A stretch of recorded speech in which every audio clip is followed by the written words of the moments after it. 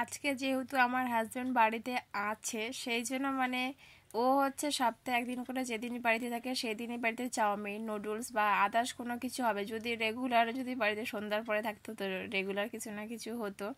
যেহেতু এ থাকে না, খাওয়ার টাইমটা সেরকম পাই না, তাই সেরকম কিছু বানানো হয় না। যেহেতু আজকে বাড়িতে আছে সেই জন্য হচ্ছে নুডলস বানানো হবে আগের দিনে, মানে যেদিন ছুটি থাকে তার আগের দিনে আমরা বাজার করে রেখে দিই যে পরের দিন আমরা কি খাবো সন্ধ্যার সময়। তো আমি এখানে দুটো নুডলসের প্যাকেট নিয়েছিলাম, যেটাকে আমি হচ্ছে জল, একটু লবণ আর তেল দিয়ে এটাকে ভালো করে সেদ্ধ করে নিয়েছি।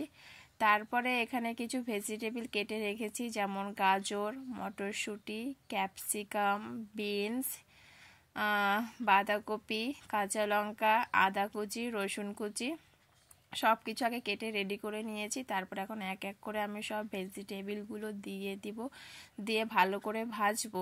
আমার না সবজিগুলো কাঁচা থাকলে খেতে অতটা ভালো লাগে না। নুডলসে যেহেতু একটু অর্ধেক সেদ্ধ সেদ্ধ খায় আর কি সবজিগুলো, আমার হচ্ছে সেরকম অতটা কাঁচা কাঁচা, মানে একবার বানিয়েছিলাম তখন একটু কাঁচা কাঁচা ছিল, খেতে অতটা টেস্ট লাগছিল না। তো আমার হাজব্যান্ড বললো যে সবজিগুলোকে একটু ভালো করে হচ্ছে মানে যাতে খাওয়া যায় সেভাবে করো। তো ঠিক আছে, আমি ওই জন্য সবজিগুলোকে ভালো করে ভাজছি। আর বাঁধাকপিটা আমাকে পরে দিতে হতো, আমি দিয়ে দিয়েছি আগেই।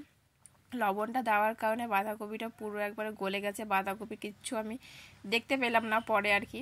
তো এরপর নেক্সট টাইম যখন বানানো হবে বাঁধাকপিটা পরে দেওয়া হবে। যাই হোক, যেগুলো সব বললাম রেডি করে রেখেছিলাম সেগুলো আমি এক এক করে সব কিছু দিয়ে দিলাম। এখানে ভেজিটেবলগুলো, আদা রসুন যা ছিল সব দিয়ে দিয়েছি। এখন আমি একটা সস তৈরি করবো আর কি। তো যেখানে নিয়েছি আমি সয়া সস, চিলি সস আর টমেটো কেচাপ, সেগুলো আমি পরিমাণটা একটু হয়তো বেশি নিয়েছি নাকি না ঠিকই আছে, কিন্তু খেতে বেশ মানে সুন্দর হয়েছিল। জাস্ট বাঁধাকপিটা একটু মুখের মধ্যে পেলাম না আর কি, অলরেডি গলে গিয়েছিল। আর এখানে আমি সবজিগুলোর মধ্যে যে সসটা রেডি করলাম সেটা আমি এখানে দিয়ে দিয়েছি। দেওয়ার পরে এটা হচ্ছে মানে ভেজ হবে না, দুটো মিক্সড করে হবে আর কি। ও বললো যে না ডিম আছে যখন ডিমটাও দিয়ে দাও।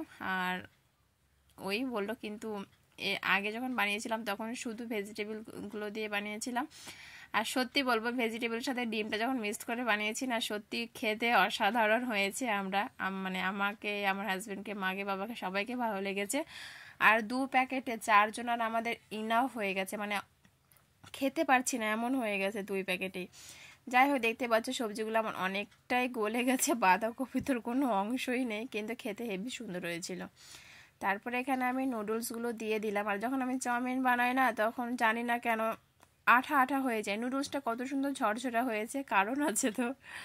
মানে আমি এটাকে সিদ্ধ করে আধা ঘন্টার জন্য ফ্রিজে রেখেছিলাম, ওই জন্য মানে একবারে খিলা খিলা হয়ে আছে নুডলসটা।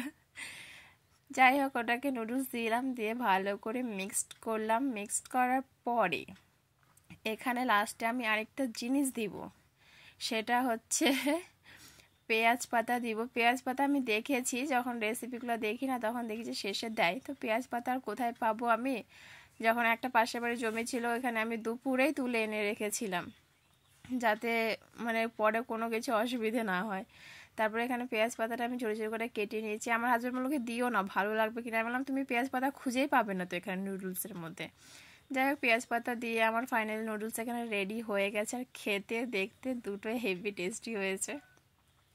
তো আজকের মতো ভিডিওটা এইটুকু। ভালো লাগলে লাইক, কমেন্ট, শেয়ার, চ্যানেলটাকে সাবস্ক্রাইব করে দিয়ে। আর বললাম না সন্ধ্যার সময় হচ্ছে কাজে যাবে, তখন খাওয়া দাওয়া করবো, যেহেতু কি আর বলবো, অলরেডি তো রাত হয়ে গেছে। ও বলেছিল যে হচ্ছে কাজে যাবে, কিন্তু ও ফাঁকিবাজ দিয়ে দিল, আজকে রাতেও কাজে যায়নি। আমার বেশ আনন্দ লাগছে বাড়িতে আছে।